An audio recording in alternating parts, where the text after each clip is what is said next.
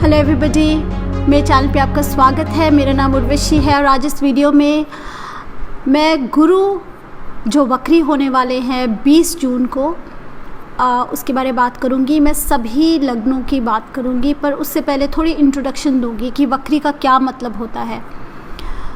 तो सबसे पहले मैं आपके साथ डेट्स शेयर करती हूँ। 20 जून से लेके 20 जुलाई तक गुरु वक्री रहेंगे शतभिषाक नक्षत्र में। 20 जुलाई को गुरु धनिष्ठा में एंटर करेंगे, कुंभ राशि में रहेंगे लेकिन धनिष्ठा नक्षत्र में रहेंगे। 14 सितंबर को गुरु वक्री होके वापस मकर राशि में आएंगे लेकिन धनिष्ठा में ही रहेंगे। 18 अक्टूबर को गुरु मार्गी हो जाएंगे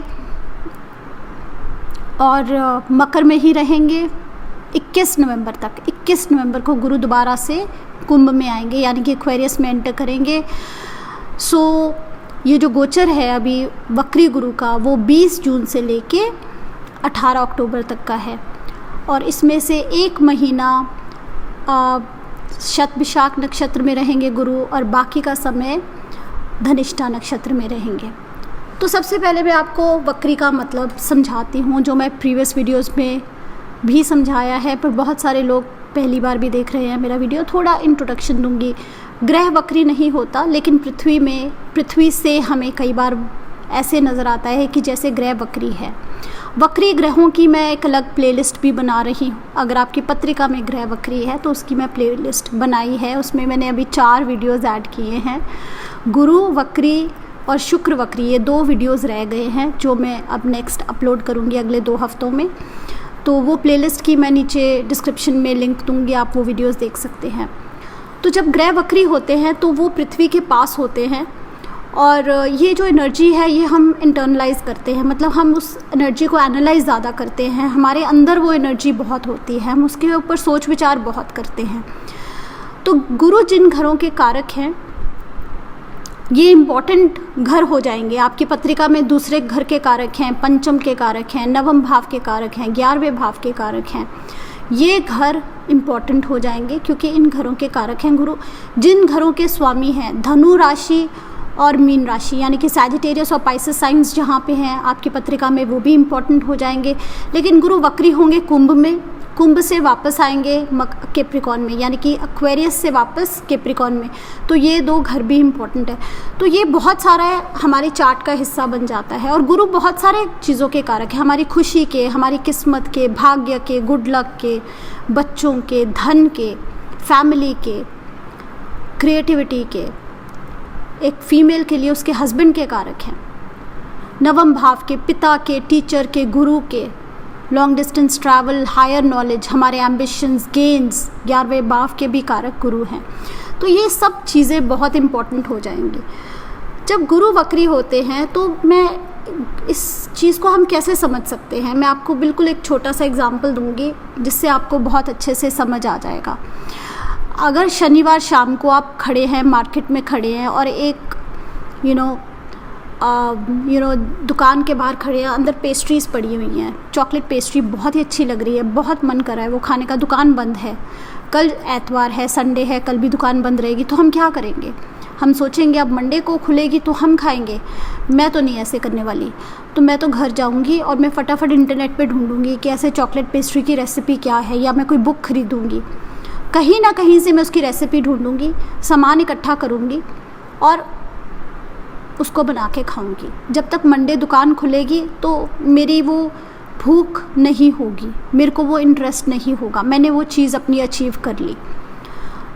तो उससे आप समझिए लाइफ में कई बार हम कोई चीज़ अचीव करना चाहते हैं, वो हमें नहीं मिल रही। वो पेस्ट्री है जो शनिवार शाम को हमने दुकान में देखी, वो हमें नहीं मिल सकती। फिर हम क्या करेंगे? उसको पाने के लिए कोई दूसरा रास्ता ढूंढेंगे। ये गुरु वक्री का मतलब है। वक्री क्या होता है? वक्र का मतलब है ट्विस्टेड, कुछ अलग, हटके, टेढ़ा।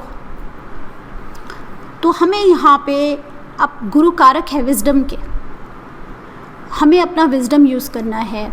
गुड लक हमारे को ज़्यादा नहीं फील होगा, वो वहीं पेस्ट्री बैठी है, पड़ी है दुकान में, तो हमें फटाफट वो नहीं मिलेगी। लक इस तरह से हमारा साथ नहीं देगा। कई बार हम बहुत लकी होते हैं, हम कोई चीज़ चाहते हैं हमें आराम से मिल जाती है, पर बहुत बार लाइफ में ऐसे होता है कि हम कोई चीज़ चाहते हैं हमें नहीं मिलती, उसके लिए हमें थोड़ी ज़्यादा मेहनत करनी पड़ती है। वो वक्री ग्रह होते हैं जिनके प्रभाव में हमें ज़्यादा मेहनत करनी पड़ती है। वक्री ग्रह वो होते हैं जो एनर्जी को हम इंटरनलाइज कर लेते हैं और हम उनके बारे ज़्यादा विचार करते हैं। ऐसे क्यों, ये मैं कैसे ले सकता हूँ, मुझे कैसे वो मिल सकती है, मैं खुद ही बना लूँ, मैंने शायद कभी भी ना बेकिंग की हो, पर वो एनर्जी को मैं इतना असेस करूँ और मैं उसके साथ रिलेटेड एफ़र्ट करूँ, एक डिफरेंट प्लान बनाऊँ और उस चीज़ को अचीव कर लूँ। ये वक्री ग्रह हैं। वक्री ग्रह वाले गुरु वक्री जिनके चार्ट में होता है, मैं अलग से वीडियो तो बनाऊँगी, पर मैं आपको थोड़ा सा हिंट दे देती हूँ। अगर आपकी पत्रिका में गुरु वक्री हैं तो आप वो काम कर लेंगे आसानी से जो बाकी लोग छोड़ जाते हैं कि ये तो मुमकिन ही नहीं है, और जो काम बाकी लोग ज़्यादा आसानी से करते हैं शायद आपको वो काम करने में इंटरेस्ट ना हो या आपको वो डिफ़िकल्ट लगे। सो डिफ़िकल्ट काम आप तब करते हो जब गुरु वक्री होते हैं। वो काम जो आप इजीली नहीं कर पा रहे हो, कहीं ना कहीं अड़े हो आप लाइफ में, मैं भी अड़ी हूँ, मेरी भी एक सिचुएशन है, मुझे पता है मेरी सिचुएशन क्या है। तो आप पहले तो ये डिसाइड कीजिए वो कौन सी सिचुएशन है जहाँ पे आप अड़े हुए हैं, कौन सी गाड़ी आपकी आगे नहीं बढ़ रही, कौन सी चीज़ आप नहीं अचीव कर पा रहे, उसके ऊपर एफर्ट कीजिए, उसके ऊपर विचार कीजिए। अब विजडम इंटरनलाइज करेंगे हम। गुरु वक्री होंगे थोड़ा स्लो हो जाता है, अचीवमेंट का टाइम नहीं होता। जब ग्रह वक्री होते हैं तो हम एनर्जी को ज़्यादा इंटरनलाइज करते हैं, वो आउटवर्डली हमें ज़्यादा फील नहीं होती। तो जैसे कि वो किस्मत या लक फैक्टर हमें ज़्यादा फील ना हो, लेकिन स्पिरिचुअलिटी के लिए बहुत अच्छा है। हम उस एनर्जी को इंटरनलाइज कर सकते हैं, एक हायर प्लेन पे जा सकते हैं, और अगर मटेरियलिस्टिक चीज़ों के लिए हम इस एनर्जी को यूज़ करते हैं तब भी बहुत अच्छा है। Out of the box thinking, कुछ अलग से हटके आइडिया आना, कुछ हटके दिमाग में आना कि वो चीज़ कैसे, पेस्ट्री कैसे मिलेगी मुझे, और कोई टेढ़ा मेढ़ा रास्ता लेके हम बना लेंगे वो अपनी पेस्ट्री। तो जब वक्री रहेंगे ग्रह, स्पेशली गुरु वक्री, उस समय हम उस पेस्ट्री को बनाने की रेसिपी ढूंढेंगे, हम सामान इकट्ठा करेंगे, मतलब हम सारी प्लानिंग कर लेंगे, सारा सामान इकट्ठा कर लेंगे। जैसे गुरु मार्गी हो जाएंगे तो हम फटाफट पेस्ट्री बना के अपनी खा लेंगे, हम दुकान से नहीं खरीदेंगे, हमें अब दुकान से पेस्ट्री लेने की ज़रूरत नहीं पड़ेगी। सो कुछ ना कुछ आप कर रहे हैं, शायद वो आपको बदलना पड़े, शायद आपका एम ही करेक्ट ना हो, शायद जो आपका एम्बिशन है वो ही करेक्ट नहीं है। अगर हम कई बार कोई चीज़ नहीं अचीव कर रहे हैं तो कई बार हो सकता है कि हमारे लिए वो चीज़ सही ही नहीं है, हमारे लिए कुछ और सही है। तो ये वो समय है डिसाइड करने का कि हमारे लिए क्या सही है। हो सकता है आपने खुद जैसे कि उस पेस्ट्री को घर पे ही बनाना है, या हो सकता है आपको कुछ अलग उससे भी बढ़िया मिल जाए खाने को, तो आपको कुछ हटके सोचना है। तो ये हटके करने वाला टाइम है। किस्मत से कुछ नहीं मिलेगा, जो आपने सोच लिया वो शायद नहीं मिलेगा, उसके लिए ज़्यादा एफर्ट करना पड़ेगा। वक्री ग्रह ज़्यादा स्ट्रांग होते हैं लेकिन हमारे से ज़्यादा एफर्ट भी करवाते हैं, ज़्यादा मेहनत भी करवाते हैं। अच्छी एनर्जी है, स्ट्रांग एनर्जी है, हमें इंडिपेंडेंट करती है। वक्री ग्रह वाले लोग इंडिपेंडेंट ज़्यादा होते हैं, वो इन एनर्जीज़ को ज़्यादा असिमुलेट करते हैं। वो आप प्लेलिस्ट में वीडियोस ज़रूर देखिए, आपको सभी ग्रहों के वहाँ वीडियोस मिलेंगे। अभी तो खैर शुक्र का और गुरु का रहता है जैसे मैंने आपको बताया, लेकिन आपको क्लैरिटी हो जाएगी। वक्री ग्रहों वाली एनर्जी बहुत स्ट्रॉन्ग एनर्जी होती है, लेकिन सीधी नहीं है, टेढ़ी है। वक्री का मतलब ही टेढ़ा, हट के, कुछ अनयूजुअल, कुछ डिफरेंट, कुछ अलग से।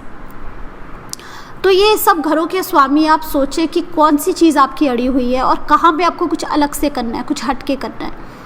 दूसरा बात ये है कि गुरु अभी वक्री होंगे शतभिषाक में, और 1 महीने के बाद गुरु आ जाएंगे धनिष्ठा में। तो शतभिषाक नक्षत्र क्या है और धनिष्ठा क्या है?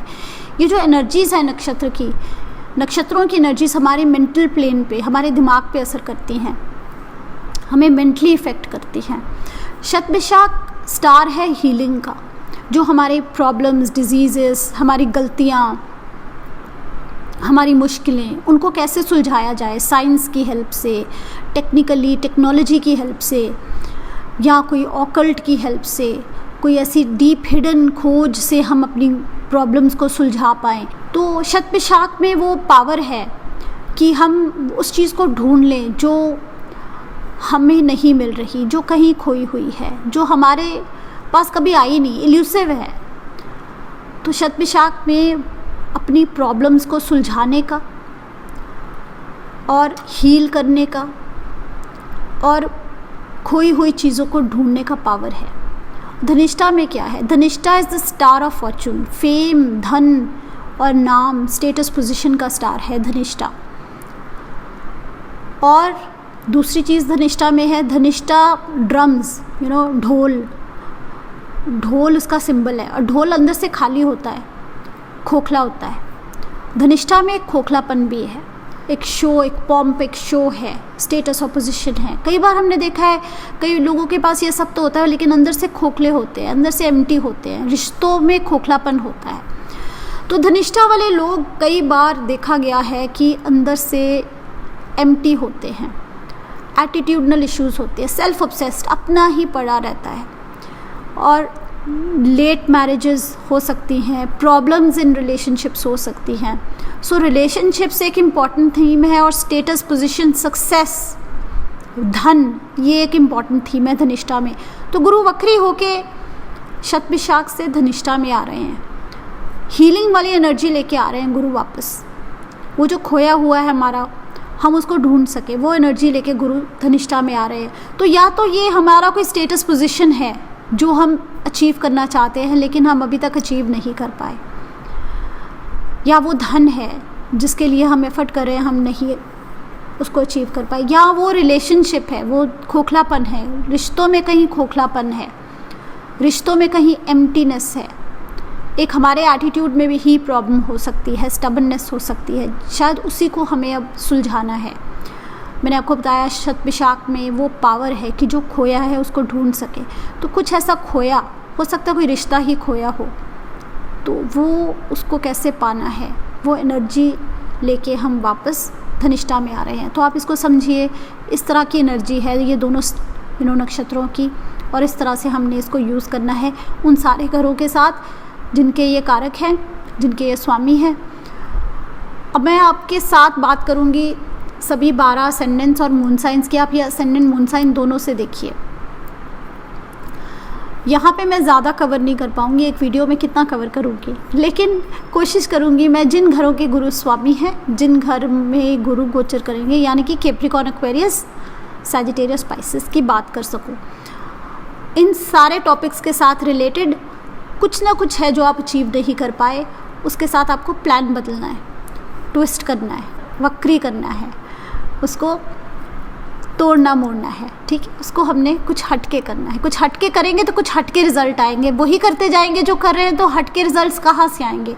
करना यही है, और रिज़ल्ट कुछ अलग से चाहिए। अगर वो रिज़ल्ट चाहिए तो पहले कुछ अलग करना पड़ेगा ना, तो उस तरह की बात कर रही हूँ मैं। तो अब हम बात करें मेष की। एरीज लगना, एरीज मून, गुरु नवम के स्वामी, 12वें के स्वामी, 11वें से वक्री होके दसम में आएंगे। 9वां, 10वां, 11वां, 12वां घर आपके पिताजी, आपके गुरु, आपके टीचर, आपकी फिलॉसफी, आपका धर्म, आपकी knowledge, tradition, culture, status, position, ambition, खर्चा, ट्रैवल, लॉन्ग डिस्टेंस ट्रैवल, कहीं दूर जाना, स्पिरिचुअलिटी, ये सब वो चीज़ें हैं जो कुछ तो आप पाना चाह रहे हैं लेकिन वो नहीं मिल रहा।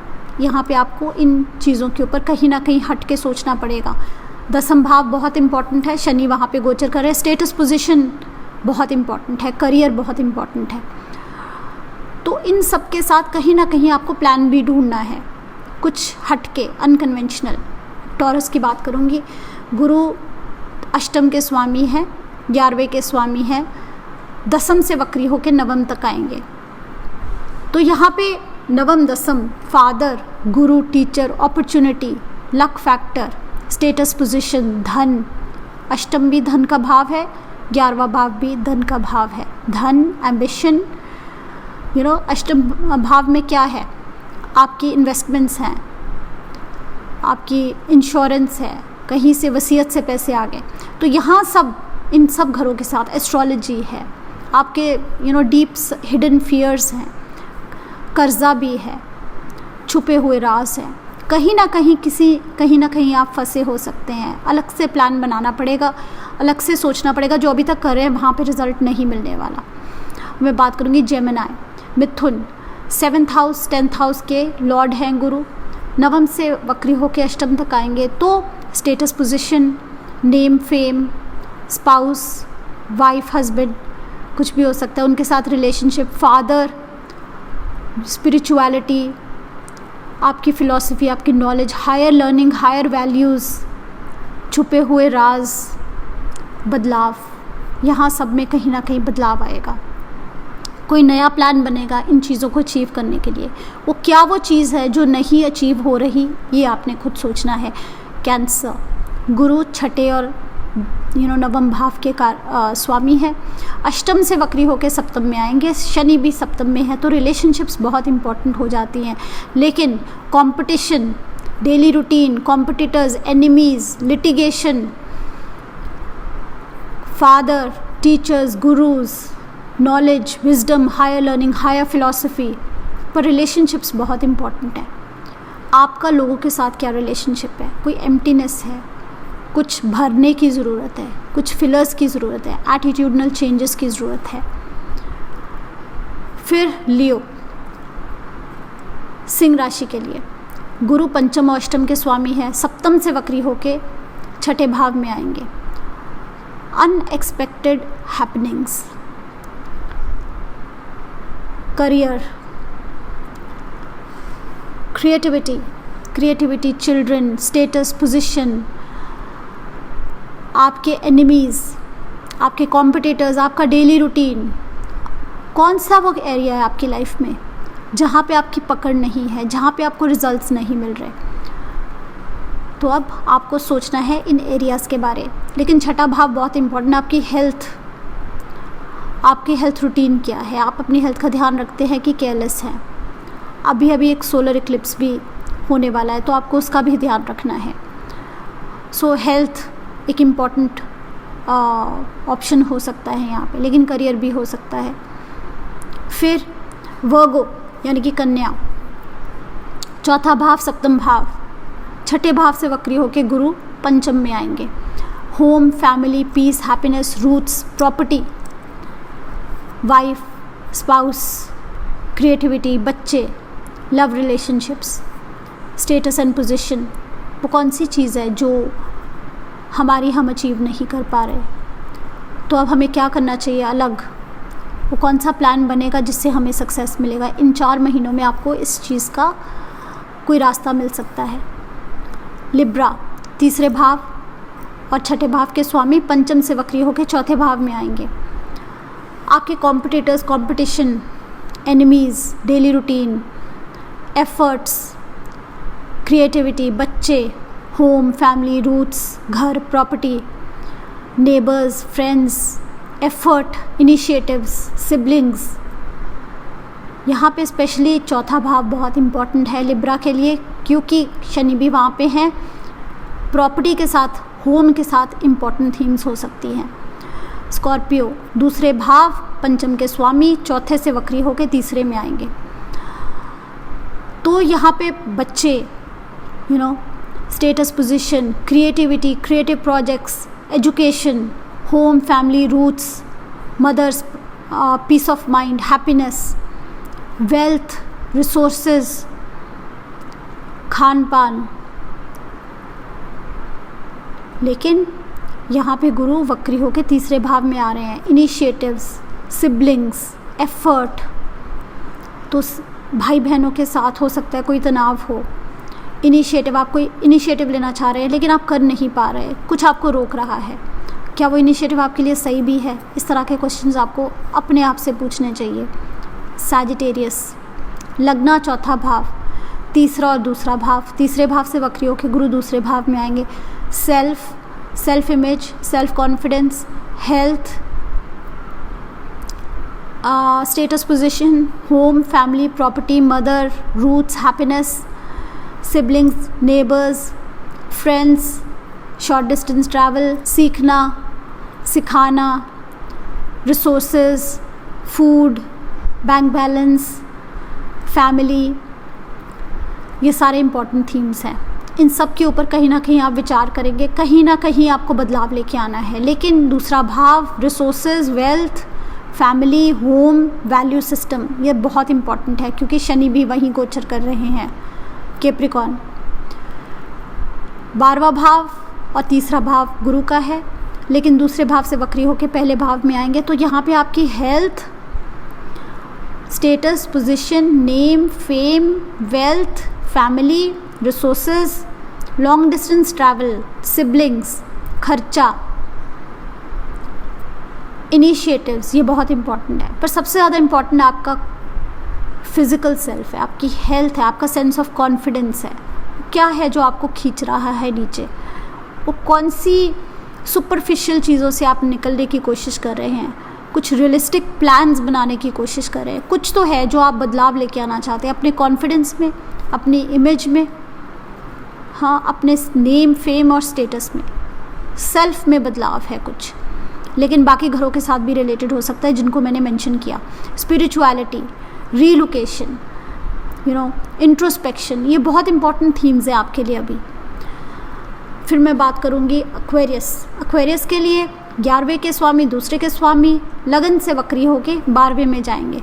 तो एम्बिशंस, गेन्स, नेटवर्क सर्कल्स, दूसरा भाव वेल्थ, रिसोर्सेज, फूड, फैमिली, लगन आपका self, physical self, health, status, fame, name, position, confidence, image. 12वां भाव त्याग, खर्चा, डोनेशंस। तो कुंभ के लिए तो शनि लग्नेश 12वें भाव में है, तो आपको वैसे ही त्याग सिखा रहे हैं। हमें अल्टीमेटली लाइफ में सबको हमें त्याग ना ही पड़ेगा, सब कुछ त्यागना। हम अपने शरीर को भी त्याग देते हैं, वो फाइनल त्याग होता है। तो पूरी लाइफ में हमें लेटिंग गो सीखना चाहिए, सीखना पड़ेगा, फिर ही हम आगे बढ़ सकते हैं। बहुत कुछ हमें छोड़ना पड़ता है, बचपन छोड़ते हैं, फिर हम अपनी यंग एज छोड़ते हैं, फिर हमारे बच्चे जब बड़े होते हैं तो हम उनको छोड़ते हैं, वो जाके अपनी लाइफ्स लीड करते हैं। तो लेटिंग गो सीखना बहुत ज़रूरी। तो कुछ ना कुछ आपके लिए वो 12वां भाव जो लेटिंग गो का भाव है, त्याग का भाव है, गिविंग अप का भाव है, वो एक्टिवेटेड है। तो कुछ ना कुछ ऐसा है जिसको आप पकड़े बैठे हैं, कोई ना कोई चीज़ है जो आपको अब छोड़नी पड़ेगी, फिर ही हम आगे बढ़ सकते हैं। लेकिन ये 11वें भाव के साथ, दूसरे भाव धन भावों के साथ भी कनेक्टेड हो सकता है, फैमिली के साथ रिलेटेड भी हो सकता है, आपके एम्बिशंस के साथ रिलेटेड हो सकता है। फिर पाइसेस की बात करूँगी। पाइसेस के लिए आप 10वां भाव लगन एंड 12वें भाव से वक्री होके गुरु 11वें भाव में जाएंगे। तो यहाँ पे आपकी स्टेटस, पोजीशन, नेम, फेम, आपका करियर, बॉस के साथ रिलेशनशिप, एम्बिशंस, आपका confidence level, network circles, networking, खर्चा। लेकिन आपके एम्बिशंस बहुत इम्पॉर्टेंट हैं क्योंकि शनि भी वही हैं। तो यहाँ पे हो सकता है आपके एम्बिशंस में आपको बदलाव लेके आना। हो सकता है कई बार हमारे एम्बिशंस थोड़े अनरियलिस्टिक होते हैं, प्रैक्टिकल नहीं होते, ऐसे प्लान्स बनाते हैं हम जिनके लिए हम एफ़र्ट भी नहीं करते।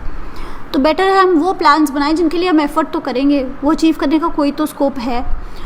जिन प्लान्स को हमने अचीव ही नहीं करना, कोई काम ही नहीं करना, वो प्लान्स का कोई फ़ायदा नहीं होता। तो ये समय है ये सब असेस करने का कि कौन सी वो चीज़ है जिसको हम पकड़े बैठे हैं जो गलत है, कौन सी चीज़ है जिसको हमने बदलना है।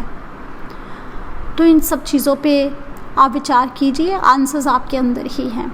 अब बात करते हैं रेमेडीज़ की। गुरु के लिए रेमेडीज़। गुरु क्या है? सबसे पहले नॉलेज है, नॉलेज बांटिए, सबसे अच्छी रेमेडी है।